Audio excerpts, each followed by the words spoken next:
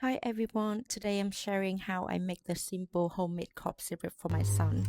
A friend from Poland shared this recipe with me and touchwood since I started using it, I found his cold symptoms seem milder and he recovered more comfortably.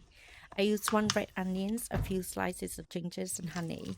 I also tried adding garlic and lemon before, but my son didn't like the taste, so I keep it simple. We use Manuka honey at home, but you can use raw honey or local honey instead. I put everything into a jar, leave it for about 12 hours or overnight. The onion and ginger release their juices and mix with the honey to create the natural syrup. My son is really happy to take it because the taste is quite mild and sweet.